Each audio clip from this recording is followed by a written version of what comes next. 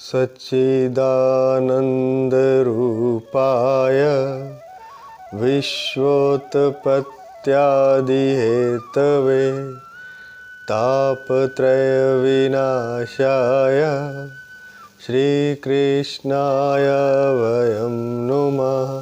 श्रीकृष्णाय वयं नुमः।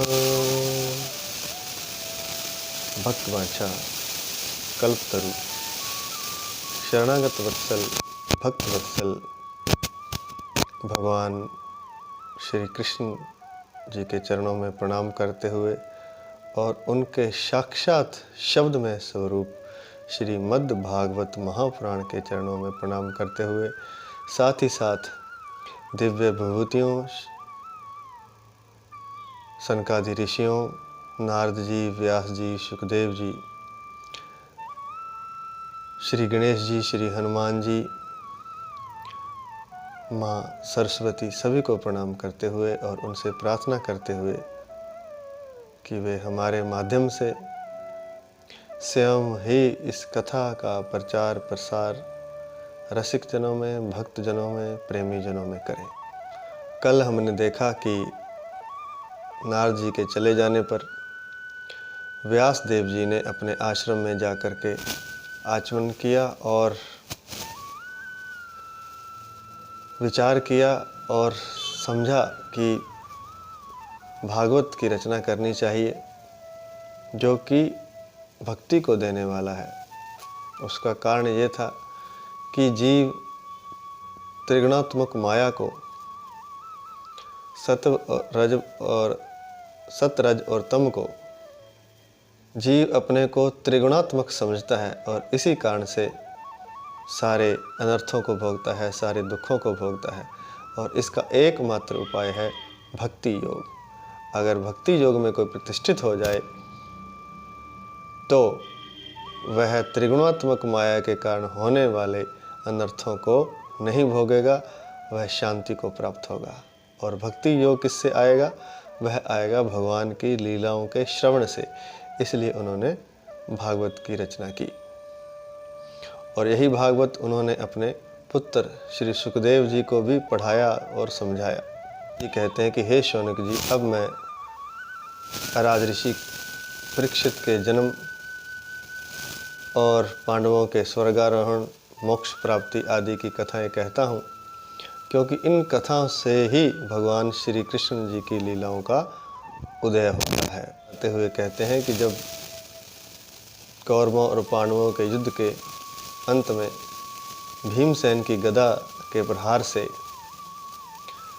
दुर्योधन की जांघ टूट चुकी थी और वह भीमसेन की गदा के प्रहारों से बुरी तरह से लहूलुहान हो चुका था। उसे खून के वमन हो रहे थे और वह अपनी मृत्यु का इंतजार कर रहा था। तभी अपनी स्वामी भक्ति को दर्शाने के लिए अश्वत्थामा दुर्योधन के पास गया और उसने कहा कि मैं आपका कार्य पूर्ण करता हूँ। और इस तरह से अश्वत्थामा ने जाकर के द्रौपदी के 5 पुत्रों को, जो कि उस समय सो रहे थे, उनकी गर्दन काट करके दुर्योधन को भेंट की। दुर्योधन इतना अन्यायी था, फिर भी उसे यह बात जंची नहीं, अच्छी नहीं लगी, अप्रिय ही लगी। उन बालकों की माता महारानी द्रौपदी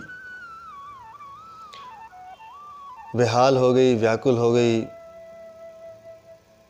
और बुरी तरह से विलाप करने लगी, रोने लगी।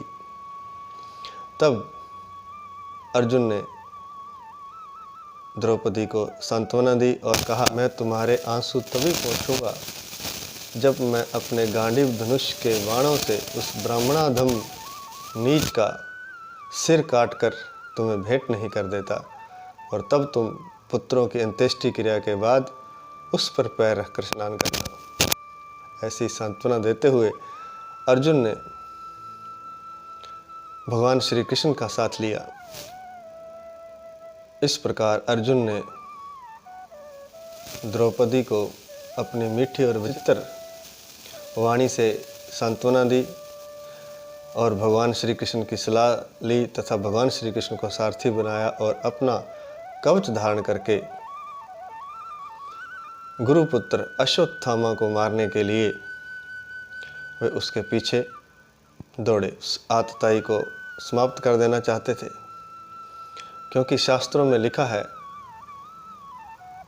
कि आग लगाने वाला, दूसरे की स्त्री चुरा लेने वाला, बालकों का वध करने वाला, आग लगाने वाला, जहर देने वाला, खेत और धन को लूटने वाला, दूसरे की स्त्री को छीनने वाला और बुरी नीयत से शस्त्र धारण करने वाला आतताई कहलाता है। और सक्षम क्षत्रिय द्वारा ऐसे आतताई की हत्या करना निषिद्ध नहीं है। ऐसे आतताई की हत्या अवश्य करनी चाहिए। इसमें एक यह शब्द आया है, यह वाक्य आया है कि बुरी नीयत से हाथ में शस्त्र धारण करने वाला, अर्थात अगर उसकी नीयत अच्छी नहीं है, वह शस्त्र धारण करके किसी बेकसूर को मारना चाहता है या किसी को नाहक ही कष्ट देना चाहता है, तो वह क्षत्रिय भी योग्य नहीं है। शस्त्र तभी हाथ में ग्रहण करना चाहिए जब आप किसी दुष्ट को मारने जा रहे हैं या युद्ध में आप युद्ध करने जा रहे हैं, तब शस्त्र धारण करना चाहिए। ऐसे नहीं कि कमज़ोर पर ही कोई समर्थ और बलवान शस्त्र उठा दे, कमज़ोर को तंग करे। नहीं, शस्त्र उठाने की आज्ञा केवल तब है जब आपके राज्य की सीमाओं की बात हो या आपके आत्मसम्मान की बात हो या किसी निरीह प्राणी, मनुष्य या पशु का वध कोई कर रहा हो, तब शस्त्र उठाने की आज्ञा क्षत्रिय को दी गई है। अर्थात देश की रक्षा और कमज़ोर को बचाने के लिए, ब्राह्मण आदि को बचाने के लिए क्षत्रिय शस्त्र उठा सकता है। बच्चों की हत्या से अश्वत्थामा का मन उद्विग्न हो रहा था जब उसने देखा कि भगवान श्री कृष्ण को लेकर के अर्जुन अपने गांडीव, भयंकर धनुष गांडीव को लेकर के मेरे पीछे पड़ा हुआ है। तब वह दौड़ता पूरी पृथ्वी पर यहाँ तक भाग सकता था, भागा जैसे सूर्य रुद्र भगवान के कोप से पूरी पृथ्वी पर भाग रहा था। पुराणों में ऐसी कथा आती है कि बिंदुमाली एक दैत्य हुआ भगवान शिव का भक्त था। सूर्य ने उसे पराजित कर दिया था, तो भगवान शिव का भक्त होने के कारण भगवान शिव क्रोधित होकर के सूर्य के पीछे पीछे भागे। सूर्य जहाँ तक भाग सकता था भागा। सूर्य भागते भागते पृथ्वी पर काशी में आकर गिरे। इसी से वहाँ उनका, जब अश्वत्थामा ने देखा कि मैं बिल्कुल अकेला हूँ और मेरे घोड़े भी थक गए हैं, तो अपने आप को जब अश्वत्थामा ने देखा कि मेरे प्राण संकट में पड़ गए हैं, तब उन्होंने अपने आप को बचाने के लिए आचमन करके ध्यानस्थ होकर के ब्रह्मास्त्र का संधान किया। जबकि वे ब्रह्मास्त्र को चलाना तो जानते थे, लेकिन लौटाना नहीं जानते थे। फिर भी उन्होंने अपने प्राण संकट में देख करके आचमन करके ध्यानस्थ होकर के ब्रह्मास्त्र का संधान किया। उस ब्रह्मास्त्र से सभी दिशाओं में, 10 दिशाओं में एक प्रचंड तेज उस ब्रह्मास्त्र का फैल गया। जब अर्जुन ने देखा कि अब तो मेरे ही प्राणों पर आ बनी है, तब उन्होंने श्री कृष्ण से प्रार्थना की, कृष्ण कृष्ण महाबाहो भक्ता नाम भयंकर, त्वमेको दहया माना, तुम सच्चिदानंद परमात्मा हो। तुम ही भक्तों को महाभय से, भयंकर भय से बचाने वाले, सार की भयंकर धधकती हुई आग में जल रहे हैं, उनको बचाने वाले एकमात्र आप ही हो। तुम्हारी शक्ति अनंत है, तुम ही भक्तों को अभय देने वाले हो। तुम प्रकृति से परे रहने वाले आदि पुरुष परमेश्वर हो। अपनी चित्त शक्ति से, स्वरूप शक्ति से बहिरंग और त्रिगुणात्मक माया को दूर भगाकर अपने स्वरूप में स्थित रहने वाले हो। तूने ही प्रकट कर रखी है। उस माया से मोहित होने वाले जीवों के लिए धर्म आदि कल्याण का विधान करने वाले भी तुम ही हो। अर्थात माया भी तुम्हारी है। उस माया के त्रिगुणात्मक रूप में सत्व, रजो और तम में प्रत्येक जीव फंसा हुआ है। वह माया तूने ही फैलाई हुई है। प्रत्येक जीव को तूने ही फंसा रखा है। लेकिन फिर भी कुछ जीवों को तुम उस माया से उबार भी लेते हो। वह धर्मादि कल्याण का जो विधान है वह भी आप ही। यह अवतार पृथ्वी का भार उतारने के लिए है और तुम्हारे अनन्य प्रेमी भक्तों के स्मरण और ध्यान के लिए, अर्थात जो आपने यह श्री कृष्ण रूप में अवतार लिया है, यह अवतार असुरों को मारकर धरती का भार उतारने के लिए है। और साथ ही साथ इस रूप द्वारा आप चाहते हो कि आपके अनन्य प्रेमी भक्तजन इस रूप का स्मरण करके, ध्यान करके मोक्ष को, मुक्ति को, वैकुंठ को प्राप्त हो। स्वयं प्रकाश स्वरूप श्री कृष्ण, यह भयंकर तेज मेरी ओर बढ़ा चला आ रहा है। यह भयंकर अग्नि मेरी तरफ आ रही है। हे श्री कृष्ण, यह क्या है? क्यों आ रहा है यह मेरी तरफ और कहाँ से आ रहा है, इसका मुझे बिल्कुल भी पता नहीं। भगवान श्री कृष्ण कहने लगे कि हे अर्जुन, यह अश्वत्थामा द्वारा संधान किया गया, चलाया गया ब्रह्मास्त्र है। चला तो दिया है उसने अपने प्राणों को संकट में देखकर, परंतु वह भी इसे लौटाने की विधि नहीं जानता। हे अर्जुन, किसी भी दूसरे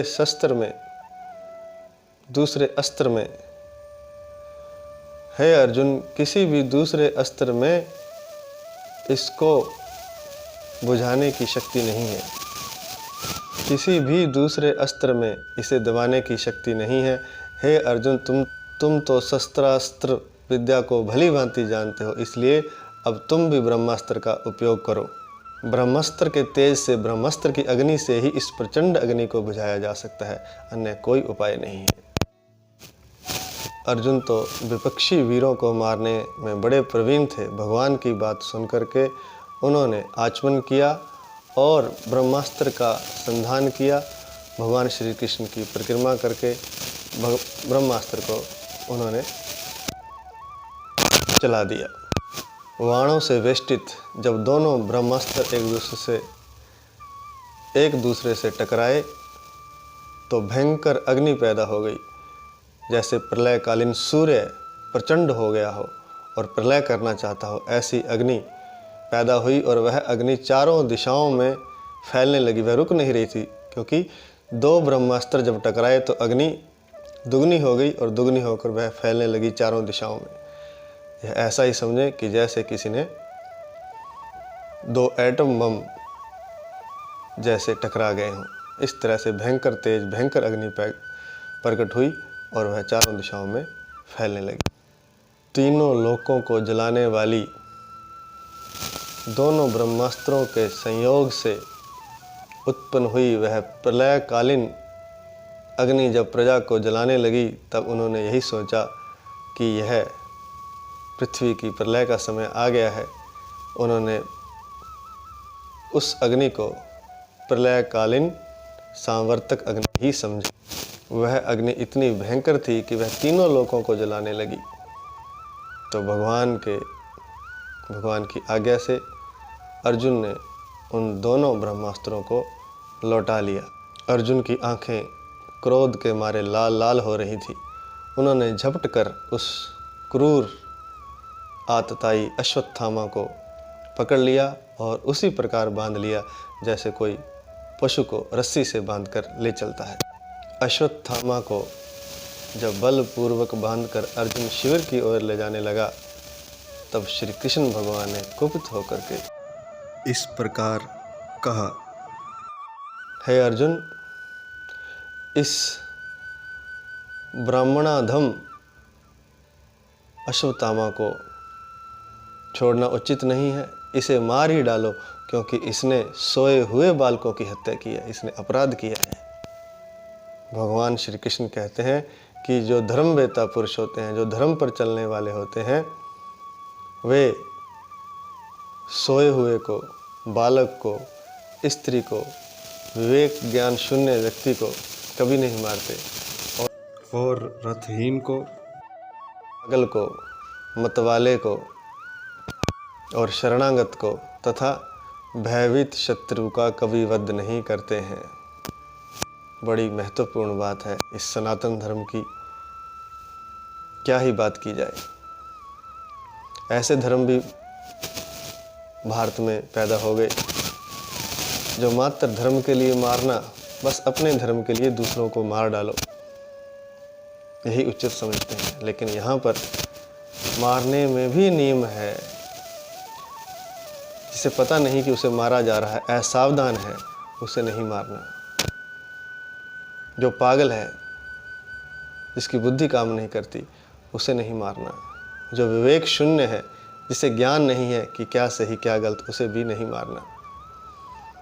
स्त्री को नहीं मारना, बालक को नहीं मारना, सोए हुए को नहीं मारना, और शरणागत आ जाए, जो आपकी शरण आ जाए, उसको भी नहीं मारना। चाहे वो कोई भी हो, जो आपकी शरण आ गया, जो आपके आगे झुक गया और क्षमा मांग ली, उसे भी नहीं मारना। और रथहीन को नहीं मारना, सोए हुए को नहीं मारना, और जो शत्रु भयभीत हो गया हो, उसे भी मारना नहीं है, उसे भी छोड़ देना है। लेकिन शायद आज के युग में इन नियमों को अगर कोई अपनाएगा तो जो आतताई हैं वे उसी का वध कर डालेंगे। लेकिन फिर भी ये नियम सनातन है, इसमें विवेक से अगर इन नियमों का पालन करेगा तो वह धर्मवेत्ता कहलाएगा। यहाँ कहा गया है कि मतवाले को नहीं मारना। मतवाला कौन? जिसने कुछ नशा कर रखा है, और यह नशा कई प्रकार का होता है, मुख्यतः दो प्रकार का। एक तो संसार का नशा, मद का नशा, नशीली वस्तुओं का नशा, शराब आदि का। लेकिन एक नशा और भी होता है, जो भगवान के रस में मस्त है, भगवान के मद में मदमाता है, उसे भी मारना नहीं है। ब्राह्मण और सन्यासी को भी मारना अनुचित बताया गया है शास्त्रों में, क्योंकि वह भगवान के मद में मदमाता है। वह भी मतवाला है, लेकिन भगवान के प्रेम में, भगवान के रस में, भगवान के ध्यान में मतवाला है। लेकिन जो दूसरों को मारकर अपने प्राणों का पोषण करता है, जो दूसरों को नुकसान पहुंचा करके अपने आप को बचाना चाहता है, उसको मारना कल्याणकारी है। यह क्यों कहा गया कि दूसरों को मारकर जो अपने प्राणों का पोषण करता है? जैसे कुछ लोग अपने प्राणों का पोषण करने के लिए, जीने के लिए, इस शरीर को चलाने के लिए दूसरे पशुओं की हत्या कर देते हैं और बड़े स्वाद से उनको खाते हैं। यह क्या हुआ? यह अपने प्राणों के पोषण करने के लिए, अपने प्राणों का पोषण करने के लिए आपने दूसरे जीवों की हत्या कर दी। और आजकल तो प्राणों का पोषण करने के लिए मनुष्य का भी वध कर देता है। तो यह अनुचित है और इसका वध उचित है ऐसे व्यक्ति का, जो दूसरों को मारकर अपने प्राणों का पोषण करता है। दूसरों को मारना सिर्फ युद्ध में, जब देश की रक्षा का प्रश्न हो, या फिर आत्मसम्मान का प्रश्न हो, या फिर कोई बलशाली किसी कमज़ोर को सता रहा हो, मार रहा हो, तब उसका वध उचित है। और पीछे बताया गया है जो आतताई हैं उनका वध उचित है। तो शास्त्रों में बड़े स्पष्ट नियम दिए गए हैं कि कब आपको शस्त्र उठाने हैं, किसको मारना है। ऐसे नहीं है कि आप बलवान हैं तो कमज़ोर को आप तंग करेंगे, आप शस्त्र उठा करके उसका वध करेंगे या उसको अपने बलवान होने के कारण कष्ट पहुंचाएंगे। इसकी अनुमति शास्त्र सनातन हिंदू धर्म नहीं देता। लेकिन साथ ही साथ बता दिया कि किसे मारना है, जो आतताई है, जो दूसरों की स्त्री को भगा ले जाए, जो दूसरों का धन छीन ले, उसकी ज़मीन छीन ले, जो आग लगा दे, जो जहर दे दे, जो बालकों की हत्या करे, स्त्री की हत्या करे, उसे तो मारना ही कल्याणकारी कहा गया है। क्यों? क्योंकि इसका एक अन्य कारण भी है। अगर ऐसा व्यक्ति इस आदत को लेकर जीता है कि वह अपने प्राणों का पोषण करने के लिए दूसरों का वध करता है, चाहे वो पशु हो चाहे मनुष्य हो, तो ऐसे व्यक्ति में एक आदत का निर्माण होता है। और अगर इस आदत को लेकर वह जीता है तो आने वाले समय में वह नरकगामी होता है और उसे उस नरक से बचाने के लिए भी उसका वध उचित है। अर्थात उस व्यक्ति का कल्याण हो ताकि वह और पाप ना कर सके, इसलिए भी उसका वध उचित है। यह है सनातन धर्म, जो पापी को भी पाप से बचाना चाहता है। और भगवान श्री कृष्ण कहते हैं कि हे अर्जुन, तुमने मेरे सामने ही प्रतिज्ञा की थी, द्रौपदी के सामने और मेरे सामने, और द्रौपदी को कहा था कि हे मानवती, मैं जब तक अपने वाणों से उसका सिर नहीं उतार लाता। भगवान कहते हैं कि इस पापी कुलांगार आतताई ने तुम्हारे सोए हुए पुत्रों का वध किया है, इसलिए इसे मारना ही उचित है। और साथ ही साथ इसने अपने स्वामी दुर्योधन को भी दुख पहुंचाया है। क्यों दुख पहुंचाया है? क्योंकि दुर्योधन को जब पता चला कि अश्वत्थामा ने द्रौपदी के सोए हुए बालकों को मार डाला, तब दुर्योधन को भी बड़ा दुख हुआ। वह प्रसन्न नहीं हुआ, हालांकि दुश्मन थे उसके, लेकिन फिर भी उससे भी ये लगा कि अश्वत्थामा ने यह उचित नहीं किया। इसने तुम्हारे बालकों की, सोए हुओं की हत्या की है, इसलिए इस कुलंगार पापी को मारना ही उचित है। अब इस कहानी में एक टर्निंग पॉइंट है। इस इतिहास में कहानी यहाँ मोड़ लेती है। यह इतिहास यहाँ एक अलग आयाम में चला जाता है, उच्चतम आयाम कह सकते हैं, शिखर। कुछ लोग इसकी निंदा भी करते हैं, लेकिन यहाँ यह बात समझने जैसी है। भगवान अर्जुन की परीक्षा ले रहे थे, लेकिन अर्जुन भी पक्का भक्त था, भगवान का सखा था, इसलिए भगवान के गुण भी थे उसमें। भगवान श्री कृष्ण तो अर्जुन के धर्म की परीक्षा ले रहे थे, लेकिन अर्जुन का हृदय भी महान था। वे समझ गए कि भगवान परीक्षा ले। यद्यपि अश्वत्थामा ने अर्जुन के पुत्रों की, वो भी सोए हुओं की, रात्रि को सोए हुए बालकों की हत्या की थी, फिर भी अर्जुन का हृदय महान था अपने गुरु पुत्र के प्रति, क्योंकि द्रोणाचार्य के पुत्र थे अश्वत्थामा, तो गुरु पुत्र थे। तो अपने पुत्रों की हत्या करने के बावजूद भी अर्जुन के हृदय में करुणा उभर आई और वे भी अपने गुरु पुत्र को मारना नहीं चाहते थे। भगवान ने जब कहा तो उनके हृदय में आभास हो गया कि भगवान परीक्षा लेना चाहते हैं, क्योंकि भगवान उनके सखा थे, उनके साथ ही रहते थे। वे सब जानते थे भगवान को, भगवान किस तरह से कब कैसी बात करते हैं, और भगवान की आज्ञा के बिना तो अर्जुन एक पत्ता भी नहीं हिलाते थे। तो इतना सब होने के बाद भी अर्जुन के मन में, अर्जुन के हृदय में अपने गुरुपुत्र अश्वत्थामा को मारने की इच्छा नहीं हुई। शेष इतिहास कल सुनेंगे। आज इतना ही। जय श्री कृष्ण। हरि शरणम, हरि शरणम, हरि शरणम।